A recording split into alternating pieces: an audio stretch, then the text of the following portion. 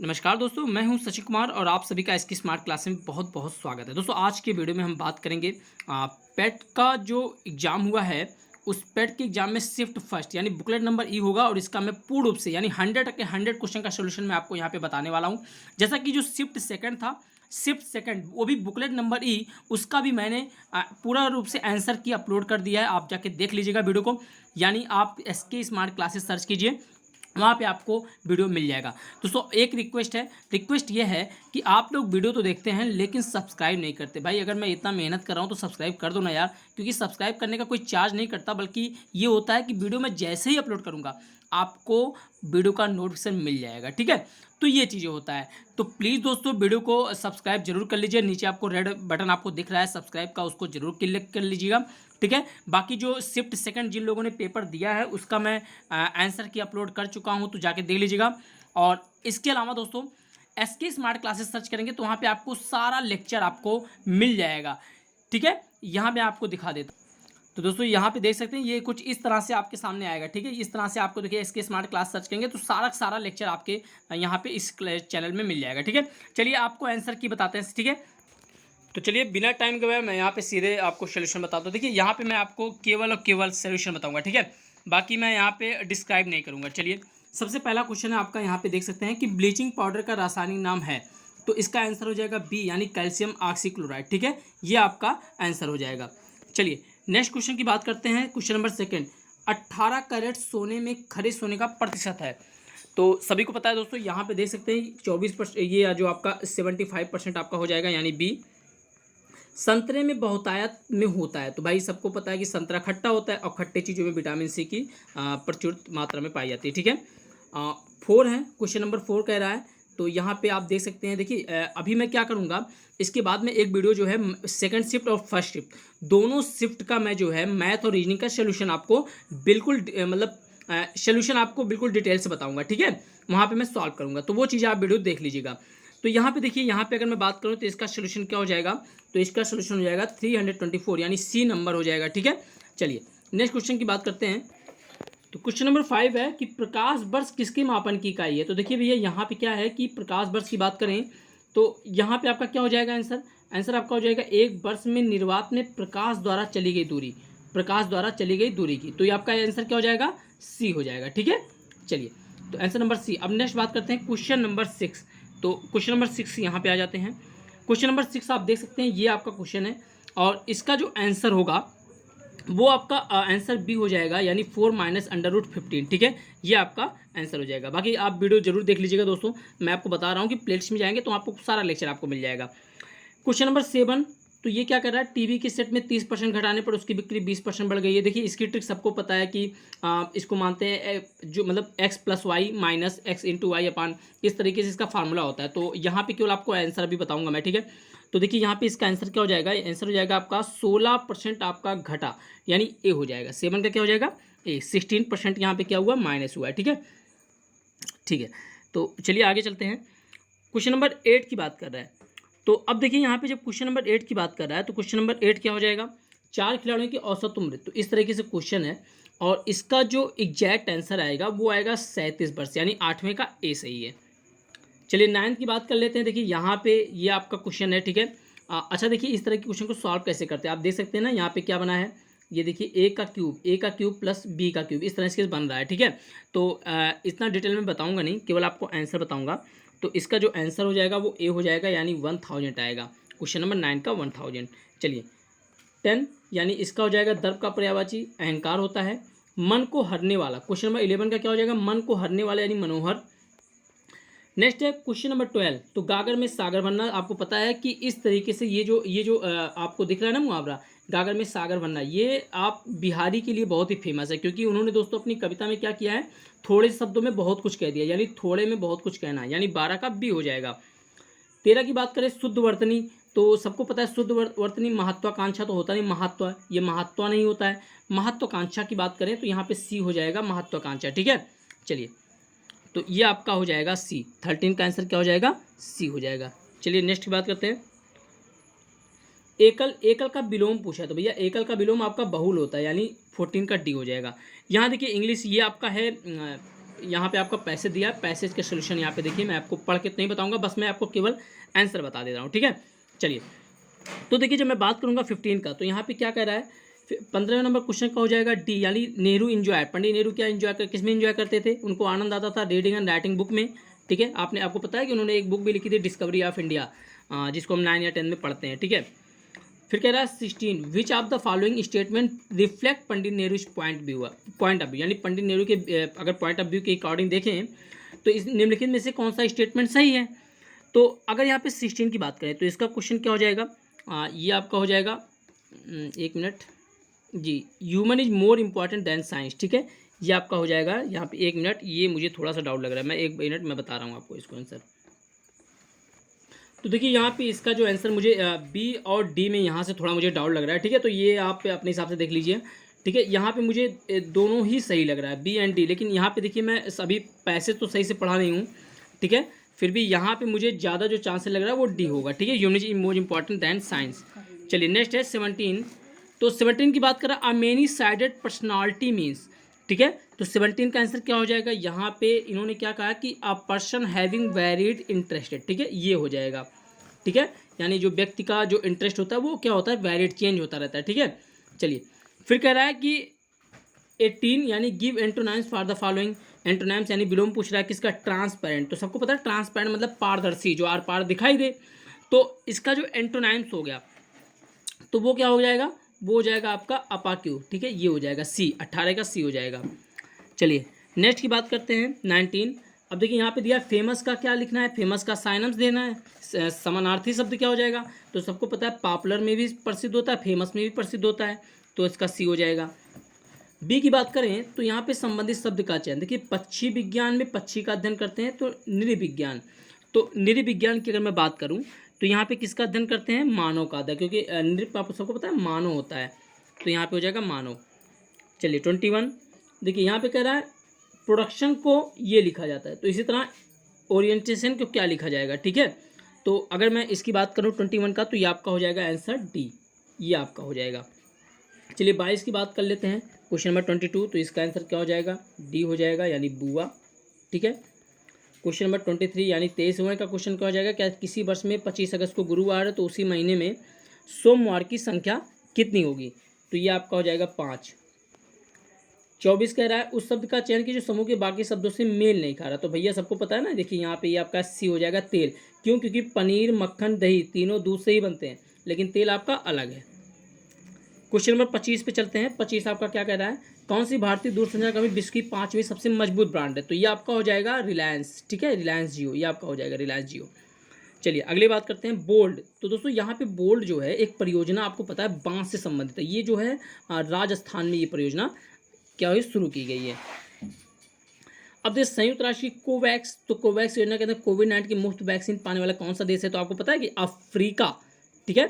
यहाँ पे देखिए मैं आपको एक मिनट, हाँ 27 की बात कर रहे हैं, तो 27 क्वेश्चन यहाँ पे आपका क्या हो जाएगा कि अफ्रीका जो है, देखिए अफ्रीका महाद्वीप है, अफ्रीका महाद्वीप में एक देश है घाना, और ये आपका डी हो जाएगा, यानी घाना, ठीक है। चलिए 28 की बात करें, कौन से शहर में लाइट हाउस परियोजना का क्रियान्वयन नहीं हुआ है, तो देखिए बिहार में नहीं हुआ, तो बिहार में चूंकि पटना है तो यहाँ पे पटना सही हो जाएगा, यानी पटना के शहर में, सॉरी देखिए यहाँ पे बिहार के पटना शहर में, तो ये आपका आंसर ए हो जाएगा, ठीक है। अब कह रहा है 29, उस भारतीय पहलवान का नाम क्या जिस पर हाल ही में डोपिंग के लिए 2 साल का प्रतिबंध लगाया गया है, तो ये आपका हो जाएगा बी, यानी सुमित मलिक। क्वेश्चन नंबर 30 की बात कर रहा है, भारत में कौन सा प्रथम राज्य जहाँ end to end E cabinet प्रणाली लागू की गई, तो ये आपका हो जाएगा हिमाचल प्रदेश, ठीक है। इससे पहले ई कैबिनेट प्रणाली आपको पता है कि यूपी में भी स्टार्टिंग हुई थी। अब देखिए किस भारतीय मंत्रालय द्वारा हाल ही में 2019-20 के लिए UDISI शुरू किया गया था, तो ये अगर मैं बात करूँ 31 का, तो ये आपका शिक्षा मंत्रालय, यानी बी आंसर सही है। अंतरिक्ष में जाने वाली भारतीय मूल की दूसरी अमेरिकी महिला अंतरिक्ष यात्री कौन है, आपने अभी देखा होगा कि बहुत ही हाईलाइटेड न्यूज़ था, ठीक है, कल्पना चावला वो तो गई थी, उसके बाद कौन था, ये आपका सिरसा बांदला, ठीक है, सिरसा बांदला, ठीक है।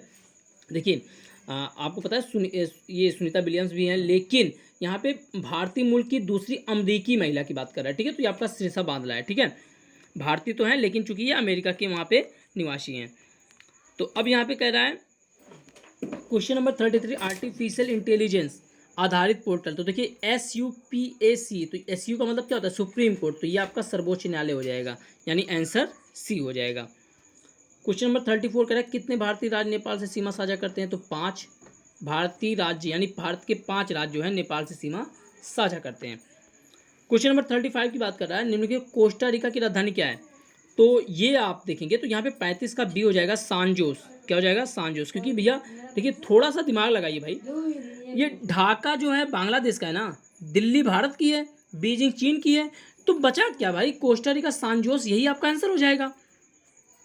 अब देखिए 36 स्मार्टफोन वीवो। भाई देखिए थोड़ा सा अगर आप देखेंगे तो यहाँ पे भी बहुत लोग गलती किए। किसी ने MS धोनी, किसी ने जो है MS धोनी पे ज़्यादा लोग टिक किए। तो देखिए है क्या, आप मोबाइल परचेज करते हैं तो वहाँ पे देखिए होर्डिंग लगी रहती है, उसमें विराट कोहली जो मोबाइल लिए एडवर्टाइज करते रहते हैं। तो ये आपका आंसर क्या हो जाएगा? विराट कोहली, यानी आंसर डी हो जाएगा। अब कह रहा है भारत के संविधान के अनुसार लोकसभा के सदस्यों की अधिकतम संख्या क्या है? देखिए यहाँ पे थोड़ा सा कन्फ्यूजन है, क्योंकि भैया हो तो आंसर यहाँ पे ए 552 यानी 552, लेकिन सी भी, तो ये आयोग के अकॉर्डिंग छोड़ देते हैं हम यहाँ पे, लेकिन जो ज़्यादा चांसेस हैं वो 552 हो जाएगा। ठीक है। हिंदी दिवस तो सबको पता है 14 सितंबर। ठीक है। इनमें से कौन सा देश सार्क का सदस्य नहीं है? तो सार्क, आपको पता है सार्क का एक फार्मूला है, उसमें जितने भी सदस्य हैं MBBS पीना, MBBS पीना। तो इसके तहत अगर देखें तो यहाँ पे ये सारे देश जो है सार्क के सदस्य तो हैं, लेकिन म्यांमार नहीं है। तो आपका आंसर ए हो जाएगा। 40 का क्या हो जाएगा? केंद्र शासित प्रदेश लक्षद्वीप की आधिकारिक भाषा। तो भैया मलयालम है, इसके अलावा दोस्तों अंग्रेजी भी है, तो आपका लेकिन मलयालम होगा। ठीक है। चलिए आगे देखें। 41 ओणम जो है किस भारतीय राज्य केंद्र शासित प्रदेश का सांस्कृतिक उत्सव है? तो ये आपका केरल हो जाएगा, यानी 41 का बी हो जाएगा। कौन सा ग्रह सूर्य के सबसे नजदीक है? तो सबको पता है कि ये बुध है, क्योंकि हमें पता है कि बुध, शुक्र, पृथ्वी, मंगल, बृहस्पति, शनि, अरुण, वरुण, है ना, ये आपका हो जाता है एक क्रम। 43 का कहना है नोबेल पुरस्कार जीतने वाले प्रथम एशियाई। तो प्रथम एशियाई की बात कर रहा है, तो देखिए प्रथम एशिया आपके रविन्द्रनाथ टैगोर हो जाएंगे। मदर टेरेसा की बात कर रहा है, मदर टेरेसा चूंकि भारतीय तो थी नहीं, भारत में आई थी, चूंकि ये फ्रांस की थी, तो इसलिए इनको एशियाई नहीं बोला गया, इसलिए रविन्द्रनाथ टैगोर आपका सही आंसर होगा। 44 निम्नलिखित किस स्थान पर अजंता एलोरा? तो महाराष्ट्र, सबको पता है महाराष्ट्र, महाराष्ट्र में कहाँ? औरंगाबाद। कहाँ पे? औरंगाबाद, सही हो जाएगा। ठीक है। तो प्लीज़ दोस्तों इसको शेयर करिए और सब्सक्राइब जरूर कीजिए। अगर आप देख रहे हैं तो सब्सक्राइब जरूर कर लीजिएगा। ये मत सोचिए कि सब्सक्राइब करने से मेरा कोई फ़ायदा होगा या फिर आपका मतलब कोई नुकसान होगा। ठीक है। मेरा फ़ायदा बस इतना होगा कि जितने ज़्यादा सब्सक्राइब उतने लोग मुझसे जुड़ेंगे और मेरा जो इन्फॉर्मेशन है, जो भी मैं चीज़ें बताऊँगा, वो ज़्यादा से ज़्यादा लोगों तक पहुँचे। तो ये चीज़ें हैं, तो सब्सक्राइब जरूर कर लीजिएगा। चलिए अब यहाँ पे ये आपके सामने कुछ पद्यांश है, यहाँ पे गद्यांश है, देख लीजिए यहाँ पे पैसेज है, इसको हम सॉल्व कराते हैं। ठीक है। चलिए 45 है। तो 45 क्या कह रहा है कि विश्व शांति की स्थापना के लिए सबसे ज़्यादा आवश्यक है। तो यहाँ पे क्या हो जाएगा? यह हो जाएगा आपका अहिंसा और प्रेम। ठीक है, अहिंसा और प्रेम। चलिए 46 कह रहा है कठोर से कठोर हृदय को भी कोमल बनाया जा सकता है। तो कठोर से कठोर हृदय को कोमल बनाया जा सकता है किसके द्वारा? तो ये भी आपका क्या हो जाएगा? अहिंसा द्वारा। ठीक है। किसी भी राष्ट्र के स्वर्णिम युग के प्रमुख तत्व हैं, तो क्या है ये आपका हो जाएगा शांति, सुख और रचनात्मक कार्य, यानी ए। 48 नितांत। तो नितांत का होता है भैया भली भात, हम कहते हैं नितांत होना, उससे भली भांति जो है, इस तरह से कहते हैं ना, तो ये आपका हो जाएगा भली भांति, है ना। चलिए देखिए एक चीज़ और होता है, भली भांति या बिल्कुल इस तरह से देखेंगे तो है, लेकिन नितांत भली बात ये आपका बिल्कुल सटीक होगा। विश्व में शांति क्यों आवश्यक है? तो शांति क्यों आवश्यक है? तो ये आपका डी हो जाएगा, मानव जाति के विकास के लिए। चलिए आगे चलते हैं। ये भी आपका एक पैसे यहाँ पे एक गद्यांश है। ठीक है, इसको सॉल्व कर लेते हैं हम। चलिए मैं देखिए यहाँ पे ये इस पैराग्राफ को पढ़ नहीं रहा हूँ मैं, ठीक है, केवल डायरेक्ट आंसर आपको बता रहा हूँ। अब यहाँ पे कह रहा है कि वैज्ञानिक चिंतन पद्धति ने मनुष्य का सबसे बड़ा उपकार किया या उसे मुक्ति मिलती है। तो 50 का आंसर, यानी इसका आंसर क्या हो जाएगा? सी हो जाएगा, यानी भ्रमपूर्ण रूढ़िवादी विचारधारा से।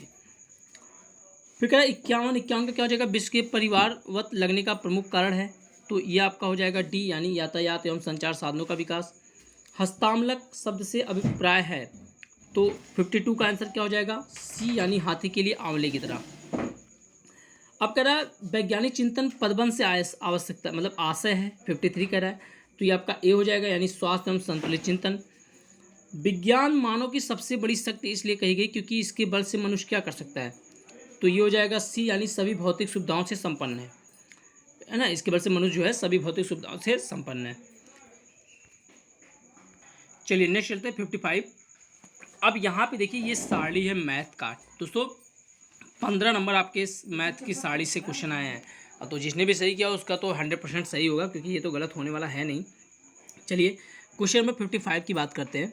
सबसे पहले यहाँ पे देखिए ये सारणी है दोस्तों। मैं आपको फिर से कह रहा हूँ कि वीडियो में बनाऊंगा, इसका सोल्यूशन कल ही मैं अपलोड करूँगा, जिसमें मैं सेकेंड एंड फर्स्ट शिफ्ट की जो मैथ सारणी है और रीजनिंग दोनों का सोल्यूशन मैं बताऊँगा कैसे सॉल्व किया जाता है, ठीक है।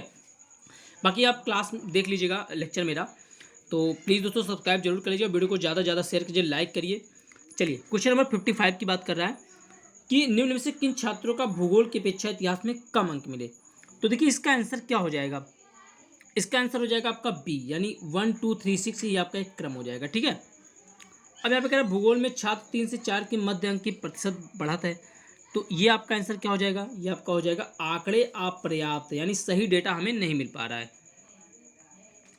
57 की बात कर लेते हैं। इतिहास भूगोल के अधिकतम अनुपात और न्यूनतम अनुपात का अंतर क्या है। तो ये हो जाएगा आपका 1.20, ठीक है। 58 छात्र 4 को भूगोल में 60 अंक मिले, यानी 58, तो इसका आंसर हो जाएगा 75, यानी सी। कितने छात्रों ने भूगोल के अपेक्षा इतिहास में ज़्यादा अंक अर्जित किए। तो 59 का हो जाएगा बी, यानी आपका 3 हो जाएगा, ठीक है। चलिए अब यहाँ पे नेक्स्ट है, आप देख सकते हैं इस तरह से ग्राफ है, ठीक है। चलिए देखिए इस तरह के क्वेश्चन को दोस्तों आपको हमेशा ध्यान दीजिए, क्वेश्चन को बड़ी ही सावधानी से पढ़ना पड़ता है, 3 से 4 बार पढ़िए, लेकिन अगर आपका एक पॉइंट गलत हुआ ना, सारा क्वेश्चन आपका गलत हो जाएगा, सारा आंसर आपका गलत हो जाएगा। 60 की बात करते हैं कि पहले 4 वर्षों के उत्पादन की तुलना में अंतिम 4 वर्षों में कच्चे ऊन का उत्पादन कितने प्रतिशत है। तो ये आपका हो जाएगा बी, यानी 22.2%, ठीक है, 22.2%। चलिए 61 8 वर्षों के दौरान औसत उत्पादन, तो ये आपका क्या हो जाएगा। ये आपका हो जाएगा 62.5 मीट्रिक टन, ये हो जाएगा 62.5। 62 का क्या है कि उत्पादन में पिछले वर्ष की तुलना में अधिकतम प्रतिशत घटत किस वर्ष रही। तो ये आपका बी हो जाएगा, बी हो जाएगा आपका 2017 से 18 में। चलिए 2014-15 कच्चे ऊन का उत्पादन 2019-20 के उत्पादन का था, तो क्या था। तो ये आपका हो जाएगा 3/4, यानी ए हो जाएगा आंसर आपका सही, ठीक है। 64 की बात कर लेते हैं। कच्चे ऊन के उत्पादन में उच्चतम वृद्धि का वर्ष था, तो ये आपका आंसर क्या हो जाएगा, डी हो जाएगा, यानी 2017-18। अगले क्वेश्चन की बात करते हैं। यहाँ पे ये नेक्स्ट पैराग्राफ है 65। तो क्वेश्चन नंबर 65 यहाँ पे क्या हो जाएगा, यानी कह रहा है वर्ष 2018 में बी का कमीशन 5 सेल्समैनों के उसी वर्ष के कुल कमीशन का लगभग कितना प्रतिशत था। तो आपका हो जाएगा डी, यानी 19.05। चलिए क्वेश्चन नंबर 66, किस सेल्समैन का 2018 में कमीशन 2015 की तुलना में उच्चतम वृद्धि को दर्शाता है। तो ये आपका क्या हो जाएगा, ए, यानी सी, ठीक है। अब कह रहा है निम्न में से किस वर्ष में किसी भी सेल्समैन द्वारा अर्जित उच्चतम और न्यूनतम कमीशन का अंतर अधिक है। तो 67 का क्या कह रहा है। तो ये आपका हो जाएगा सी, यानी 2019, ठीक है। चलिए तो क्वेश्चन नंबर 68 की तरफ चलते हैं। और 68 क्या है हमारा, क्या बताता है कि वर्ष 2019 में सेल्समैन डी द्वारा अर्जित कमीशन ए द्वारा अर्जित कमीशन का लगभग कितना प्रतिशत था। तो ये आपका जो हो जाएगा ए, यानी इनमें से कोई नहीं, ठीक है। चलिए अब बात करते हैं 69, किस वर्ष सेल्समैन सी द्वारा अर्जित कमीशन पिछले वर्ष की तुलना में अधिकतम वृद्धि को दर्शाता है। तो ये आपका हो जाएगा डी, यानी 2016, ठीक है। देखिए यहाँ पे जो मैं आपको आंसर की बता रहा हूँ बिल्कुल एकदम सटीक, लेकिन हो सकता है कि 1 से 2 क्वेश्चन, क्योंकि आयोग जब जारी करेगा अपना आंसर की तो वहाँ पे जो वो जारी करेगा वही क्लियर होगा, ठीक है। बाकी यहाँ पे 1-2 नंबर इधर उधर हो जाता है, तो इस चीज़ को मैं 100% गारंटी नहीं ले दे सकता, ठीक है। चलिए तो 69 तो आपका हो गया। अब यहाँ पे चलिए, यहाँ पे कह रहा है किस वर्ष में सेल्समैन सी द्वारा अर्जित कमीशन पिछले वर्ष की तुलना में अधिकतम। तो आपको पता है यहाँ पे मैंने बताया कि ये जो आपका हो जाएगा वो हो जाएगा डी, यानी 2016। अब यहाँ पे ये एक सारणी है और इसके क्वेश्चन को सॉल्व करते हैं। चलिए 70 क्वेश्चन नंबर करते हैं कि अगस्त में खुले खातों की संख्या जून में खुले खातों की संख्या से लगभग कितने प्रतिशत कम या ज़्यादा थी। तो ये आपका क्या हो जाएगा, ये आपका हो जाएगा बी, यानी 35.3%। 71 है, मई से सितंबर तक एंजल में खुले खातों की संख्या से जीरोधा में खुले खातों की संख्या का अनुपात क्या है। तो ये आपका क्या हो जाएगा ए, यानी 1.0 4। किस शेयर ब्रोकर में खुले खातों की औसत संख्या महत्तम है? तो 72 कह रहा है, तो यहाँ पे आंसर क्या हो जाएगा? सी हो जाएगा, यानी ट्रेडबुल। 73 कह रहा है कि ट्रेडबुल में खुले खातों की संख्या का औसत शेर खान में खुले खातों की संख्या का औसत का लगभग कितना प्रतिशत कम या ज़्यादा था? तो अगर मैं इसकी बात करूं तो यहाँ पे क्या हो जाएगा? डी, यानी 57.82। ठीक है, चलिए अब यहाँ पे कह रहा है कि निम्नलिखित में से किस महीने में खुले खातों की संख्या औसत महत्व है? तो ये आपका क्या हो जाएगा? ये आपका हो जाएगा बी, यानी सितंबर। चलिए, निम्न में से कौन सा संत शिवाजी के समकालीन थे? तो संत शिवाजी के समकालीन कौन थे? तो ये आपका हो जाएगा नामदेव, यानी सी। बंगाल के प्रथम गवर्नर जनरल कौन थे? लॉर्ड वारेन हेस्टिंग। ठीक है, ये आपका हो जाएगा। चरक संहिता सबको पता है, चिकित्सा से संबंधित है। भारत में शासन करने वाले दिए गए शासकों का काल क्रमानुसार सही क्या है? तो देखिए यहाँ पे आपको पता है कि सबसे पहले गुलाम वंश आता है, और गुलाम वंश का जो सबसे पहला शासक था वो था कुतुबुद्दीन ऐबक। तो आपको पता है कि कुतुबुद्दीन ऐबक के बाद वो आता है आराम सा, लेकिन उसके बाद आता है इल्तुतमिश। तो सबसे पहला जो आता है इल्तुतमिश। अब देखिए इल्तुतमिश के बाद जब खिलजी वंश आता है, तो उसके बाद अलाउद्दीन खिलजी आता है, फिर आता है शेरशाह सूरी, तब जाके लास्ट में होता है अकबर। यानी पहले रहेगा आपका चौथा, और फिर रहेगा तीसरा, और फिर रहेगा पहला दूसरा, यानी चौथा तीसरा पहला दूसरा। तो चौथा तीसरा पहला दूसरा कहाँ है? चौथा तीसरा पहला दूसरा, यानी आपका बी सही हो जाएगा। ठीक है, ये आपका बी सही है। चलिए आगे बात कर लेते हैं। इनमें से किस भारत के ग्रांड ओल्ड मैन के नाम से जाना जाता है? तो आप भैया ये बिल्कुल बहुत ही स्पष्ट है, दादा भाई नौरोजी, क्योंकि इन्होंने एक सिद्धांत दिया था, धन निकासी का सिद्धांत। ठीक है, तो ये दादा भाई नौरोजी जी हैं। सन 1915-16 में किसके नेतृत्व में 2 होम रूल लीग शुरू हुआ था? तो देखिए होम रूल आपको पता है ना, होम रूल लीग जब बात आती है तो एनी बेसेंट का नाम सबसे पहले आता है। तो 2 रूल की बात करते हैं यहाँ पे, लोकमान्य तिलक और एनी बेसेंट की बात आ जाएगी। ठीक है, डी सही हो जाएगा। 81 का क्या हो जाएगा? कौन सा जोड़ा सही नहीं है? तो कौन सा जोड़ा सही नहीं? देखिए यहाँ पे देखिए BC 261 में 261 ईसा पूर्व में कलिंग युद्ध हुआ था, ये तो क्लियर है। अब देखिए कैसे सही करते हैं। तो यहाँ पे ये जो डी है ये तो सही है, लेकिन अब यहाँ देखिए मुस्लिम युग की शुरुआत 81 की बात कर रहा है, तो 81 का क्या हो जाएगा? 81 का ये हो जाएगा औरंगजेब की मृत्यु 1709 में नहीं हुई थी। चलिए आगे बढ़ते हैं।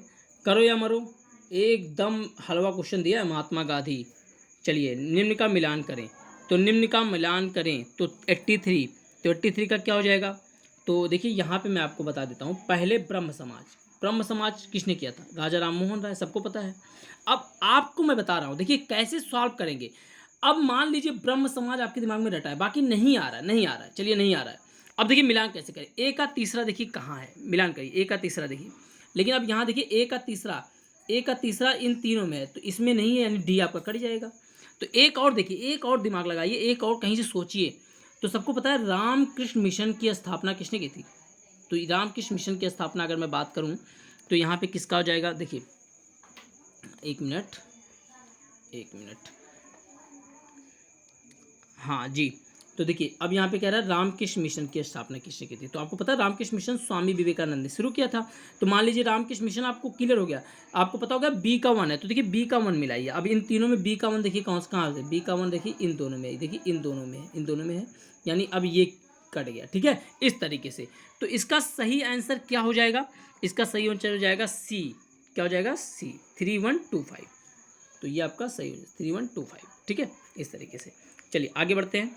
आगे बढ़ते हैं सलालपन बिजली परियोजना। तो सलालपन बिजली परियोजना जो है ये आपका चिनाब नदी पर, ठीक है, चिनाब नदी पर। तो ये आपका आंसर सही हो जाएगा। बसंत विषु क्या होता है भैया? सबको पता है 21 मार्च को बसंत विषु होता है। राजस्थान में खेतली परियोजना, तो खेतली परियोजना तांबा उत्पादन के लिए ये प्रसिद्ध है। सुभाष चंद्र बोस ने भारतीय राष्ट्रीय कांग्रेस के अध्यक्ष पद से इस्तीफा दिया, तो इस पद का प्रस्ताव किसे दिया गया? देखिए ये एक क्वेश्चन है, किसे प्रस्ताव दिया गया? देखिए मैं आपको बता दूं, जब सुभाष चंद्र बोस ने भारतीय राष्ट्रीय अध्यक्ष पद से इस्तीफा दिया तो उनके स्थान पर बैठते हैं जवाहरलाल नेहरू। लेकिन अब एक चीज़ यहाँ पे कन्फ्यूजन है।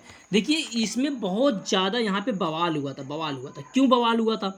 क्योंकि जो ये थे, क्या नाम है, महात्मा गांधी, ये चूंकि लोग, देखिए लोगों ने मतदान किया सुभाष चंद्र बोस पर, लेकिन गांधी जी किसको चाहते थे? अबुल कलाम आज़ाद को बनने पर कहा।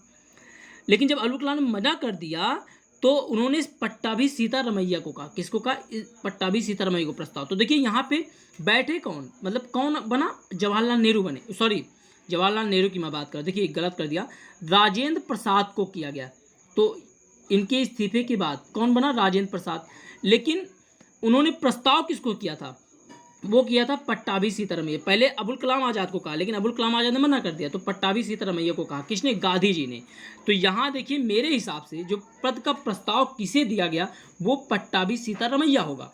लेकिन इस मतलब उस पद पर आया कौन? मतलब डॉक्टर राजेंद्र प्रसाद। ठीक है, तो ये आपका मेरे हिसाब ये बिल्कुल 100% सही है कि बी यानी पट्टाभी सीतारमैया होगा।